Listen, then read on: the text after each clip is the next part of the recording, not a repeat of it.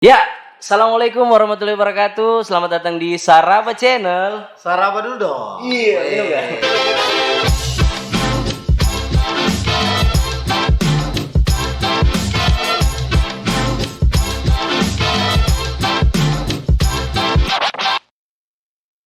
Oke, tahun 2020 ini pertama kali saya mau podcast karena kemarin YouTube ini dipakai magang oleh orang-orang yang lagi YouTube reaction. Nah, itu konten barunya Saraba Channel. Nah, saya kembali berpodcast lagi, tapi sebelumnya saya mau flashback sedikit. Kemarin juga terima kasih untuk RHFM yang memilih saya sebagai narasumber teraktif apalah pokoknya. Terima kasih Lukman. Terus kabar duka juga untuk Sulawesi Tengah. Kemarin kita baru saja kehilangan tokoh Sulawesi Tengah, Bapak Profesor Aminuddin Punulele. Tentunya Sulawesi Tengah pasti berduka sekali lah, karena sudah banyak yang beliau berikan terhadap daerah ini. Nah, sebelum kita masuk podcast, mungkin Kak Sarvan juga punya kenangan apa dengan Pak Prof? Ada enggak? Atau di matanya Kak Sarvan bagaimana sosok Pak Prof? Saya sebenarnya dengan almarhum ini tidak punya rekam jejak secara spesifik. Tapi yang saya tahu bahwa di umur saya sejak kecil, saya sudah mengenal beliau dalam ucapan-ucapan biasa guru-guru di sekolah. Itu ada Gubernur Provinsi Sulawesi Tengah, Profesor Dr. Emeritus Aminuddin Punulele. Saya kira kita di Sulawesi Tengah betul-betul merasa kehilangan. Sebab konsep-konsep politik, konsep-konsep pembangunan itu banyak juga digagas oleh almarhum itu untuk mendukung pembangunan yang ada di Sulawesi Tengah. Artinya kami sebagai penerus hari ini, saya kira sangat berterima kasih lah dengan konsep-konsep pembangunan yang diberikan oleh almarhum kepada Sulawesi Tengah. Saya kira itu. Semoga juga almarhum ditempatkan di sisi yang paling baik bersama orang-orang baik. Amin. Oke. Yang nonton video ini biar tidak subscribe dan like, yang penting kirim juga Al-Fatihah untuk Profesor Aminuddin Punulele. Ya. Oke. Kak Sarvan, apa kabar? Baik juga ya, karena ada di samping Anda hari ini. Oh iya, saya mengundang Kak Sarvan ini tidak sebagai mitra KNPI lagi. Bukan. Sudah demisioner kita. Jadi saya mengundang Kak Sarvan ini sebagai sekretaris Karang Taruna Kota Palu. Luar biasa. Kak, apa itu Karang Taruna? Saya mengenal nama Karang Taruna ini sudah lama. Ya. Tapi berkecimpung di Karang Taruna itu dimulai pada tahun 2019 akhir. Akhirnya saya berkecimpung di Karang Taruna, aktif masuk dalam organisasi ini pada saat saya ditugaskan oleh Wali Kota Palu di Dinas Sosial Kota Palu. Saya kira ini bagian daripada tugas dan tanggung jawab saya di Dinas Sosial Kota Palu. Selanjutnya Karang Taruna itu pastinya dia bukan onde-onde lah. Pastinya dia bukan onde-onde. Oh iya, dia organisasi ya. Iya, dia sebuah organisasi, salah satu organisasi pemuda yang dibentuk sejak lama oleh Departemen Sosial. Sekarang kalau kita kenal dengan Kementerian Sosial di Jakarta, dan menjadi salah satu potensi sumber kesejahteraan sosial yang sebagai leading sektor di Kementerian Sosial maupun di Dinas Sosial yang ada di daerah maupun kabupaten. Saya kira itu. Kak, ini kakak kan sudah melanglang buana lah. Kita sama-sama di KNPI, baru kakak juga di Ansor. Ya. Banyak lah organisasinya kakak. Kenapa kakak kemudian terjun di Karang Taruna? Karang Taruna ini kan organisasi lawas lah. Kalah keren lah dia dengan SAPMA, KNPI, Ansor. Kalah keren lah dia. Mohon maaf. Berarti bukan kau bilang berasal dari KNPI turun ke Karang Taruna, berarti itu turun. Enggak, maksudnya turun level. Tidak turun level. Bukan ya? Bukan. Tapi kan maksudnya kenapa ya kakak memilih Karang Taruna juga sebagai wadah organisasinya kak? Kan sudah cukup matang lah itu KNPI, Ansor dan lain-lain. Ya, jadi gini. Kalau bicara organisasi ini setiap organisasi itu punya cara dan aturan main yang berbeda-beda. Itu pasti. Kalau kita bicara organisasi lain, ya pasti dia punya kekurangan dan punya kelebihan tersendiri. Oke.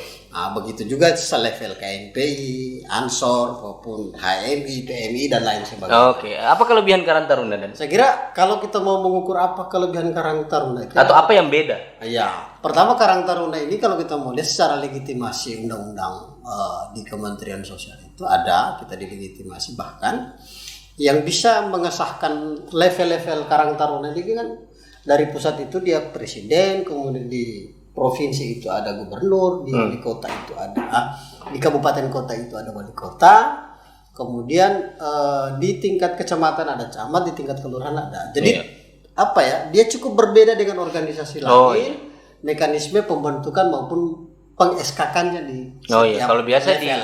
kalau kayak KNPI kota di SK-kan KNPI provinsi. Iya. Kalau Karang Taruna tidak. Tidak seperti Itu salah satu yang membedakan. Salah membedakan ini secara administrasi sih. Oke. Kalau kerja-kerja Karang Taruna sih lebih pada apa ya? Lebih kerja-kerja sosial, kerja-kerja sosial, membantu warga dan lain sebagainya. Oke. Keren. Iya. Tapi sejauh ini berarti 2019, 2020, 2021, Iya. 1 tahun lebih lah ya. Iya. Mau masuk 2 tahun. Apa yang sudah dikerjakan Karang Taruna Kota Palu ini? Selain kirim video lucu di grup WA ya, selain itu. Kerjanya selain itu apa? Ya, saya kira itu bukan apa ya, program Karang Taruna ya. Mengirimkan video lucu bukan bagian dari Bukan ya. Oh, iya. Nah, sebenarnya kemarin di tahun 2020 itu saya sendiri bersama dengan pengurus Karang Taruna Kota Palu itu sudah merencanakan program sistem kaderisasi Karang Taruna di Kota Palu. Nah, sebenarnya ini tujuannya adalah bagaimana memberikan pemahaman yang sama kepada semua pengurus yang ada di Karang Taruna mulai dari tingkat Di semua tingkatan ya. sampai di tingkat kelurahan. Bagaimana pemahaman kita terhadap Karang Taruna ini lebih jauh. Karena kalau memahami Karang Taruna ini sebatas saya adalah pengurus Karang Taruna itu tidak cukup menurut saya. Itu tidak cukup. Saya kira memahami Karang Taruna itu betul-betul memang jauh daripada itu. Tugas dan tujuannya seperti apa itu harus memang kita melakukan itu. Tapi belum masuk pada pelaksanaan kegiatan itu kita sudah di COVID. Ini tante corona ini. Tante corona ini yang bikin kita sedikit menghalangi kegiatan itu.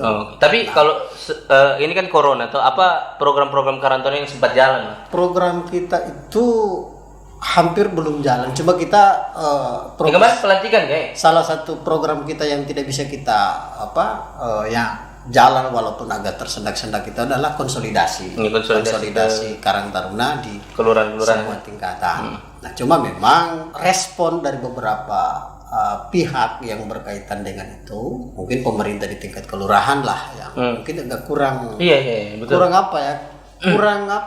Kurang bergairah melihat Tarunanya. Saya bilangnya begitu, kurang bergairah. Saya tidak tahu apakah ada masalah atau seperti apa. Saya kira kalaupun ada masalah, saya kira harus dibicarakan. Iya, betul. Karena memang kayaknya orang sudah malas berorganisasi di kelurahan sih. Iya. Tapi kira-kira kakak punya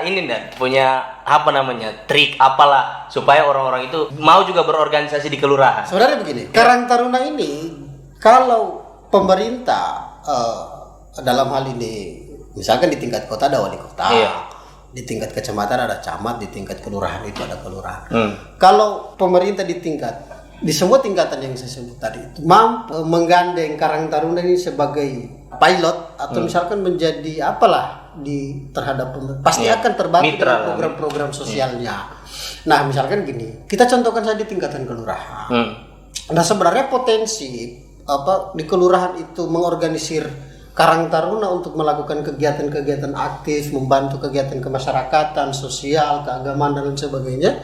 Sebenarnya ini bagus kalau menjadi mitra, kalau ini diberdayakan. Iya, betul. Yang jadi masalah juga adalah ini belum terberdayakan dengan bagus. Iya. Lagian banyak juga ketua-ketua Karang Taruna di kelurahan yang memang sudah bukan pemuda. Ya. Nah, saya kira memang juga. Kenapa sih wali kota atau bupati itu mau meng-SK-kan Karang Taruna? Itu kan pertanyaan. Iya, betul. Untuk apa? Maksudnya kalau dia tidak menjadi partner kalian untuk di SK kan mendingan tidak usah dibentuk kan, begitu logikanya. Betul. Harusnya dia menjadi minimal partner berpikir. Iya, betul. Dilibatkan. Iya, dilibatkan dalam persoalan-persoalan kepemudaan, persoalan-persoalan sosial. Gitu. Saya kira kalau ini ikut diberdayakan, saya kira semua akan terbantu program-program pemerintah, baik bersifatnya hal yang sosial maupun hal-hal yang sifatnya memberikan sumbangan berpikir terhadap pemerintah. Saya kira itu. By the way, ini Kak Sarvan sekretarisnya loh, bukan ketuanya. Ketuanya ada. Saya harus kenalkan juga ketuanya. Betul lah. Bung Smith. Smith Lalove. Ya. Ada jembatannya. Ada jembatan. Cuma dia punya jembatan. selain Pak Prof. Kira-kira? Iya. Berarti dia nomor 2. Iya. Terus Kak, kegiatan Karang Taruna terakhir ini ke Mamuju Karang Taruna atau Dinsos? Tunggu, ini Kenapa? Ke Mamuju sana kemarin kan Kakak sempat ke Mamuju kan? Iya. Lihat korban ke Mamuju. Ke korban gempa di sana, bantu juga. Itu panggilan dinas atau panggilan kemanusiaan? Ya, panggilan kemanusiaan yang dilegitimasi oleh dinas. Iya, luar biasa. Boleh begitu? Boleh sekali. Aman lagi. Iya. Berarti panggilan kemanusiaan yang dilegitimasi oleh dinas. Waduh, luar biasa. Oke. Saudara, kalau tidak bawa Karang Taruna, bawa juga? Tidak, sebenarnya gini. Ketika kita bicara dinas sosial itu, maka potensi sumber kesejahteraan sosial yang ada di dinas itu sebenarnya bekerja secara langsung, secara otomatis bekerja. Mulai yang kita sebut dengan PSN, TKSK, Karang Taruna, Tagana dan lain sebagainya sebenarnya ikut masuk di dalamnya. Cuma memang secara kelembagaan formal itu memang tidak terlibat Karang Taruna tapi beberapa di Palu ini ada beberapa pengurus-pengurus kelurahan, mungkin salah satunya Kelurahan Baru itu terlibat dalam misi aksi atau misi kemanusiaan yang ada di Mamuju. Oke, luar biasa. Kak, cerita sedikit di Mamuju bagaimana keadaan di sana? Bicara Mamuju ini saya tidak melihat begitu secara keseluruhan sih. Lokasi-lokasi yang berdampak gitu. Saya cuma fokus kemarin itu masak nasi, bungkus nasi. Kasih bayar mobil juga fokus. Cerita-cerita kita itu kan dari dinas itu kan punya dapur umum. Iya, Yang ketika bencana baik terjadi di Kota Palu maupun di luar Kota Palu yang mungkin bisa dilalui oleh darat, itu bisa kita gunakan untuk membantu dapur umum baik untuk pengungsi, bukan hanya pengungsi. Karena juga relawan yang kita bisa. Jujur, dapur umum kita tidak tempat makanya para pas pampres loh. Artinya minimal ada sedikit lah. Ada lah kelasnya. Bukan presidennya sih, tapi pas pampresnya. Tapi bedanya katanya sempat ada turbulensi lah di jalan. Oh iya. Nah, jadi kita itu kan punya mobil tangki, kan mobil tangki dan mobil dapur umum. Mobil dinas itu. Mobil dinas. Tapi ya karena lama, memang barang itu kalau jarang dipakai rusak juga, Bang. Lebih baik rusak dipakai, jangan rusak disimpan. Iya, jadi memang ada kendala sedikit. Oh, berarti dia bukan mobil tua, cuma karena sudah jarang dipakai. Ya, jarang dipakai juga, sehingga ada taruhlah turbulensi. Iya, taruh turbulensi ya. Malum lah, kita bukan ahli otomotif ya. Oke. Jadi Kak, ya sudah, kita jalan saja. Satu hal yang kami yakini, apapun halangan dan rintangannya, tiba-tiba saya terpikir bahwa ada satu moto bagi dinas sosial dalam misi kemanusiaan. Apa? Pantang pulang sebelum masak. Mirip-miripan. Bakar lah. Pantang pulang kan sebelum padang. Iya. Ya kita pantang pulang sebelum masak. Karena bawa dapur umum. Karena tujuannya memang mau buka dapur umum. Tapi Tulbar juga kemarin gempa juga kayak. Iya. Dan memang kakak tidak lihat bagaimana separahnya karena fokus masak nasi. Iya. Tapi kakak lihat bagaimana Sulbar, maksudnya apakah mereka akan cepat pulih seperti kita? Soalnya gini, kalau melihat kondisi, untuk penyintasnya, ya saya kira itu akan cepat pulih. Ini kan sebenarnya gini, seberapa jauh kalau kita mau lihat seberapa jauh peran pemerintah daerah dan masyarakatnya itu juga penting. Karena begini, kalau kita bicara konsep pembangunan maka 3 sektor penting yang sebenarnya harus terlibat di dalamnya. Misalkan pemerintah, swasta, dan masyarakat. Nah kalau misalkan tiga ini terus bergandengan tangan dalam proses recovery atau rekonsiliasi dari bencana alam, itu saya kira akan cepat bisa pulih. Karena begini, secara kasat mata kita bisa bandingkan bagaimana dengan Palu. Iya betul. Donggala misalkan. Nah, kalau kita kan kita punya tiga bencana misalkan. Gempa bumi, tsunami dan likuifaksi. Itu sangat parah sekali, dan Kota Palu alhamdulillah dalam beberapa bulan saja kita bisa bangkit kembali dan percaya diri bahwa kita bangkit dari keterpurukan. Saya kira untuk saudara-saudara kita yang ada di Mamuju, Sulbar pada umumnya, saya kira akan cepat pulih. Bahkan kami di pertengahan jalan itu, jangankan Palu, kecamatan terdekat saja dengan di Mamuju Tengah saja itu berapa kali masuk bantuannya. Apalagi Palu. Artinya orang bilang, DN luar biasa itu membantu. Balas budi ya. Gitu. Tapi Kak, saya mau singgung sedikit. Kemarin juga kalau saya pribadi, saya mewajarkan teman-teman di saudara-saudara kita pada saat orang bawa bantuan ditahan di jalan. Kalau saya mewajar, namanya orang lapar. Gitu. Iya, kalau Kakak pandangannya Kak Sarvan gimana? Saya kira itu wajar saja. Wajar ya. Cuman memang kita juga harus pahami bahwa kalau itu juga terus dibiarkan, menurut saya nanti pemerataan yang sudah direncanakan oleh pemerintah itu terhadap korban-korban nanti tidak akan terjadi. Nah, keinginan pemerintah di sana itu saya yakin bahwa tidak ada pemerintah dimanapun di dunia ini tidak mau mensejahterakan rakyat. Betul. Apalagi di situasi gempa. Pemerintah manapun di dunia ini menurut saya.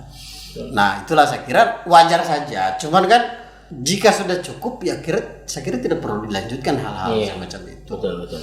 Nah, artinya supaya pemerintah ini betul-betul para korban gempa yang ada di Mamuju itu dapat semua. Dapat. Bahasa gampangnya dapat semua lah. Begitu. Tapi Kak, ini juga saya mau tanya lagi satu tentang Mamuju ini, karena Mamuju seksi sekali kemarin. Masa? Ya, seksi sekali. Jadi ada beberapa mungkin, tapi dia tidak pakai lipstik ya. Tidak. Jadi ada beberapa mungkin, saya tidak tahu niatnya apa, tapi kalau saya mau wajari juga, kalau saya mau lihat pandangannya Kakak terhadap orang-orang yang sampai di sana hanya berfoto-foto, story WA, relawan Instastory lah. Kayak saya ini kan relawan Instastory juga. Betul. Jadi buatkan konten dan lain-lain. Tapi kalau menurut Kakak itu gimana? Media sosial itu bagi relawan-relawan yang mungkin membuat konten-konten itu kan saya kira konten-konten secara pribadi. Tapi itu tidak perlu dilihat sebagai sesuatu hal yang negatif. Iya, betul. Saya kira begitu. Saya kira pembuatan konten atau foto-foto di top lokasi-lokasi bencana itu, saya kira kita tidak perlu berpikir negatif lah. Bisa jadi itu kan pertanggungjawabannya mereka. Iya, bisa saja sebagai pertanggungjawaban, bisa juga menyampaikan pesan kepada keluarga-keluarga kita yang di luar dari korban itu bisa berpartisipasi dalam memberikan bantuan. Iya, kalau itu kita pikir sebagai sesuatu hal yang negatif, tidak usah kalian nonton itu kan. Iya, betul. Kan begitu toh? Betul. Iya. Tapi suci sekali hatinya Kak Sarvan ini. Berarti dipenuhi oleh husnuzon leh. Iya. Jadi maksudnya gini, hidupnya begitu sudah. Iya. Hidupnya begitu sudah. Iya, betul. Saya biasa lihat konten-konten yang ada di media sosial itu selalu berpikirnya positif dulu. Iya. Karena kalau cara kita melihat konten itu diawali dengan dengan cara berpikir yang negatif, curiga atau seperti apa, itu pasti akan berlanjutnya seperti itu terus. Betul. Saya kira saya tidak mau mengikuti cara-cara seperti itu. Wah, luar biasa. Memang kader Ansor luar biasa. Oke, kita kembali ke Karang Taruna lagi. Terus apa rencana Karang Taruna Kota Palu dalam waktu dekat ini? Rencana ke depan? Masa ke Mamuju lagi? Enggak lah. Ke Manado mungkin? Manado boleh juga. Sebenarnya gini, kemarin kita ada beberapa lokasi juga yang itu kalau kita bicara soal dari aspek bencana alam ya. Di Sojol itu ada juga korban banjir yang tidak terdeteksi oleh media sosial. Iya, betul. Hanya karena mungkin kita fokusnya ke Sulbar saja. Sebenarnya kan di wilayah-wilayah terdekat kita juga ada. Ada. Cuma bahkan di tetangga kita juga mungkin ada. Ada. Cuma karena mungkin media sosial itu punya peran penting sekali sih dalam menyampaikan informasi-informasi itu.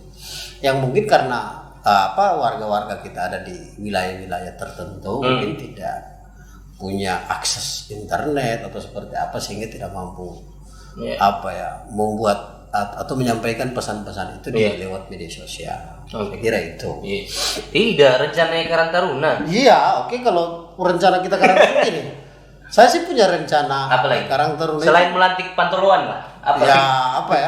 Karang Taruna di Kota Palu ini secara struktur saja belum lengkap. Belum lengkap. Nah, tugas saya masih ranah itu. Masih melakukan konsolidasi penting terkait soal restrukturisasi beberapa Karang Taruna di tingkat kecamatan maupun kelurahan. Itu. Saya kira itu. Kira-kira kalau saya melihat Karang Taruna ini kan memang organisasi lawas. Tetapi kira-kira Karang Taruna ini potensi enggak untuk menjadi organisasi yang begitu seperti organisasi-organisasi lainnya yang sekarang? Karena saya lihat organisasi Karang Taruna ini sudah seperti tak tindih dengan organisasi-organisasi yang lain. Bahkan komunitas pun lebih terkenal komunitas daripada Karang Taruna. Gitu. Terus iya, saya kira memang secara jadi begini. Ini kan Karang Taruna ini bukan organisasi kader, juga bukan organisasi masa, dia lebih pada mitra pemerintah sih sebenarnya. Mitra secara langsung yang melekat di Kementerian Sosial maupun yang ada di dinas sosial kabupaten provinsi maupun kabupaten kota. Nah, kemarin kita di secara nasional kita Karang Taruna itu sudah bekerja sama dengan Pegadaian Pusat. Nah, itu kemarin saya sudah buang di grup itu kemarin. Cuma memang saya juga kan tidak harus bergerak sendiri. Betul. Mungkin saya punya pikiran mau bergerak seperti apa, tapi kan saya juga butuh dukungan dari ketua maupun dengan pengurus-pengurus yang lain bicara program-program itu. Jadi program Pegadaian sebenarnya kita diberikan peluang untuk menjadi agen di Pegadaian itu, bukan menjadi agen makan orang, bukan. Tapi lebih pada membantu program-program itu yang berbasis syariah. Itu. Saya berdoa lah mudah-mudahan Karang Taruna bisa aktif, menunjukkan taringnya lah sebagai organisasi sosial. Tapi memang ada organisasi itu besar itu karena faktor jaringan. Ini kan bicara soal jaringan juga, ada hubungannya dengan jaringan. Banyak organisasi-organisasi besar itu karena dia punya jaringan bagus di mana di tingkat pusatnya. Itu juga. Itu juga sangat membantu sih sebenarnya. Yang kedua sebenarnya di tingkat daerah kalau pengurus di semua tingkatan itu bisa lebih respon, komunikasinya bagus. Responnya dengan isu-isu sosial, berdiskusi dengan pemerintah, saya kira akan biasa sama saja sih. Terus saya di organisasi ini siapa pandai mengelola isu, siapa pandai menjemput peluang untuk menjadi besar, saya kira itu dia akan besar. Ini kan soal strategi semua organisasi. Betul. Soal strategi saja.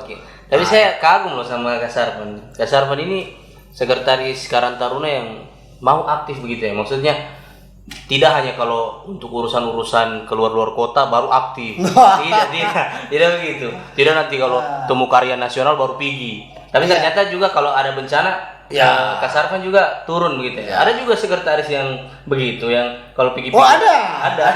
Misalnya gini, pengurus itu menang nama. Ada yang begitu, bahkan bukan hanya di Karang Taruna. Bukan. Hampir saya juga bicara Karang Taruna lain nih. Karang Taruna di sini, bukan. Bukan. Di ruangan ini bukan. Bukan. Saya bukan bicara di daerah ini. Kalau daerah ini sekretaris Karang Taruna bagus-bagus. Nah sebenarnya gini, kalau orang memahami organisasi itu sebagai sebagai ajang untuk untuk menjadi sekedar terkenal, lebih tidak usah. Lebih sepakat. Maksudnya mendingan tidak usah. Maksudnya di organisasi ini pertama adalah kita kerjanya itu adalah kerja kolektif.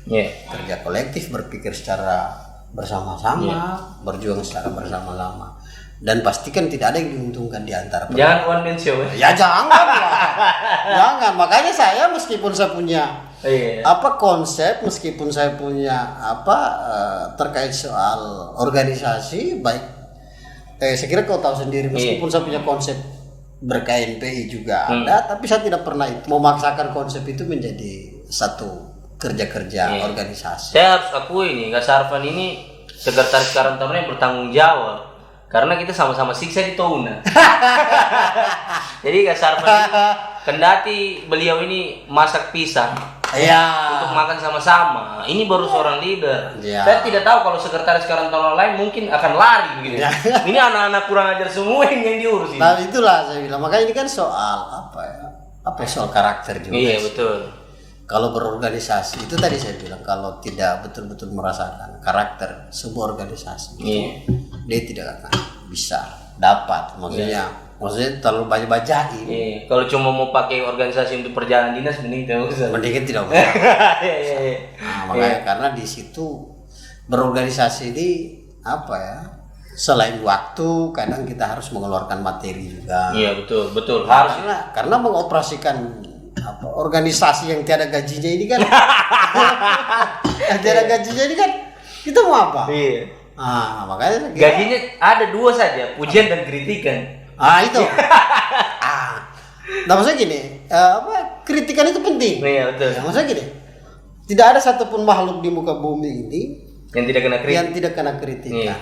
Tapi mengelola kritikan bagi orang yang dikritik itu penting. Iya. Penting. Betul. Saya dikritik, saya harus kelola kritik itu sebagai apa? Iya. Membangunkah atau sebagai apa? Iya betul. Itu tergantung cara pandang saya. Betul. Kau Sarvan begini. Oke, no problem, tidak masalah. Nah, tapi saya bisa ambil pelajaran dari apa yang dia kritik dengan saya.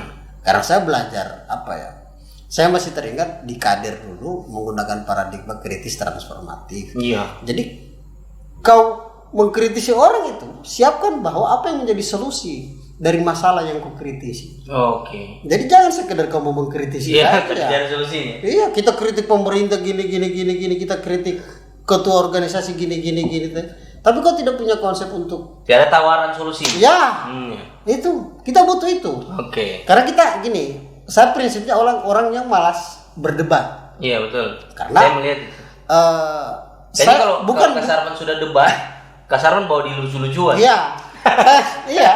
Maksudnya gini, saya berdebat itu pada konteks yang lebih spesifik. Ketika konteks yang spesifik itu, saya harus cari solusi.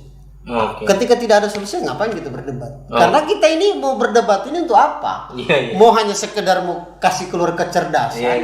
Mau hanya kasih keluar kita jago baca cerita. Untuk apa? Kita butuh solusi. Betul. Hidup ini butuh solusi. Betul. Kak, harapan lah terakhir untuk Karang Taruna ke depannya. Saya kira gini, harapan saya. Ini pertanyaan terakhir tentang Karang Taruna, habis itu kita lanjut.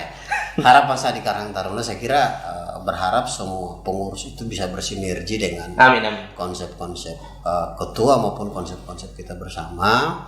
Terakhir, harapan saya Karang Taruna di seluruh tingkatan maupun kecamatan dan maupun kelurahan itu kita selalu berkomunikasi berkaitan dengan kemarin saja saya mengingatkan pengurus Karang Taruna di tingkat kelurahan, jika ada kelompok-kelompok usaha, maksudnya itu di luar saya sebagai sekretaris, tapi mungkin karena saya bekerja di dinas sosial menyampaikan, kasihlah apa yang bisa kelompok usaha yang bisa kita dorong, gitu.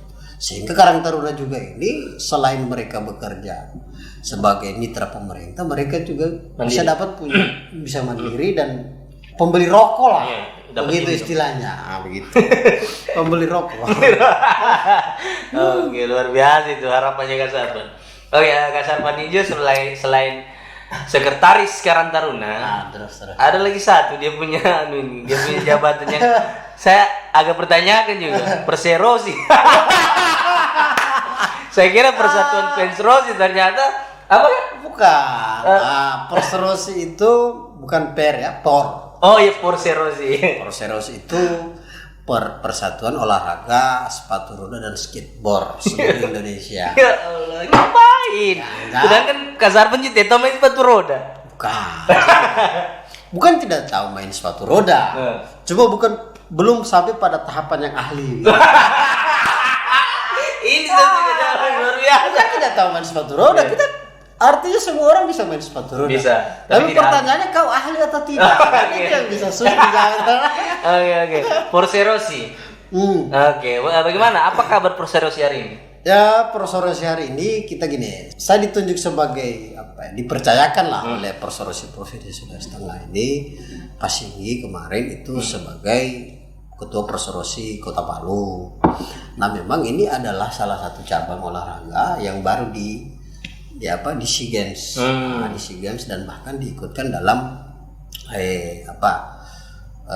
pekan-pekan olahraga yang nasional maupun seperti apa. Nah, hari ini Porse Rossi Kota Palu lagi melakukan konsolidasi persiapan untuk beberapa event-event yang ada di baik itu yang sifatnya kedaerahan maupun ini kita akan menjelang PON di Papua. Nah, sekedar informasi saja sih bahwa Porse Rossi Provinsi Sulawesi Tengah itu kita akan mengikutkan salah satu atlet yang ada di Kota Palu untuk mengikuti PON yang ada di Papua. Oke, luar biasa. Soalnya mungkin tahun ini lah. Tahun ini, oke. Biar ada COVID tetap ya, ada. Saya artinya kalau untuk agenda nasionalnya tahun ini. Kalau mungkin ada perubahan jadwal itu kan, saya kira bukan saya yang. Oke. Porse Rossi kita banyak berbicara tentang Porse Rossi karena baru kan. Baru. Belum ada juga rapat kerjanya kan diundur kan. Iya diundur itu. Kemarin rencana saya itu hari Senin. Karena panggilan kemanusiaan. Ini kata-katanya bagus sekali ya. Dibungkus bagus sekali ya. Oh dibungkus. Tapi saya kan membungkus jangan pakai daun pisang. Pakai daun lalampa. Iya. Daun pisang juga. Ya karena panggilan kemanusiaan sih kayaknya agak tertunda sih. Tapi mungkin dalam waktu dekat. Dalam waktu dekat pasti diagendakan lagi. Oke. Kak, terima kasih sekali nih. Terima kasih nih Kak sudah apa? Syukur menonton nanti. Saya baru lagi ketemu Kak Sarvan dan memang saya selalu merindukan beliau sebagai senior saya. Luar biasa dan semoga Kak Sarvan sukses dalam karirnya, Karang Taruna tetap maju. Tapi sebelum kita tutup, saya mau minta dulu ada sebenarnya oleh-oleh untuk Kak Sarvan. Masa? Tapi sebelumnya saya mau minta dulu komentarnya Kak Sarvan tentang Saraba Channel. Saraba Channel ini menurut saya adalah salah satu rumah aspirasi. Rumah aspirasi. Iya, maksudnya gini, rumah aspirasi itu maksudnya menyampaikan unek-unek itu lewat Saraba Channel ini mungkin dengan cara-cara yang sedikit tidak terlalu formal. Tidak terlalu formal.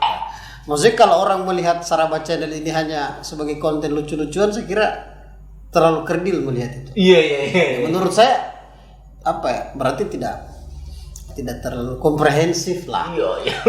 Bahasa juga. Tidak terlalu komprehensif menurut saya. Selain aspek lucu-lucuan sih saya melihat ada hal-hal penting kayak saya menonton Saraba Channel ini yang terakhir saya nonton itu pasien COVID itu. Oke. Ya maksudnya terakhir itu episode baru loh, episode pertama sekali. Saya lihat bukan soal dia yang dia sampaikan itu mungkin dalam kondisi bermain tidak, tapi saya melihat lebih jauh. Maksudnya apa sih kegiatan-kegiatan di selama di karantina kan? Yang pertama saya tidak tahu begini dan walaupun cara menyampaikan dengan cara-caranya. Saya kan pakai cara-caranya Ansur Kak. Cara-caranya NU kan begitu kan? Ya kira-kira begitu. Iya. Kalau kritik apa kira-kira? Kritik saya sih supaya saya belajar mengelola kritik. Apa sih sebenarnya sih bukan kritik tapi masukan sih. Masukan saya kira kenapa tidak misalkan konten Saraba Channel ini misalkan kita keluar dari ruangan ini. Kita keluar dari ruangan ini lebih kepada misalkan sasaran kita ada salah satu tokoh salah satu pejabat baru. Kita buat masukan saya podcastnya langsung di kantor itu saja.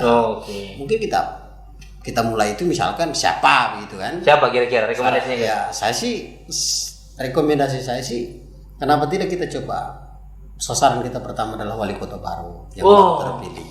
Wali kota terpilih. Itu bisa langsung kita berapa sih ada nggak satu track ini peralatan? Kan tidak ada kan?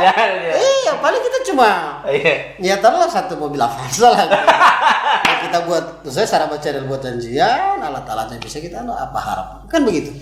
Kita lebih hasaran saya, kenapa tidak kita sebagian kontennya keluar dari ruangan ini.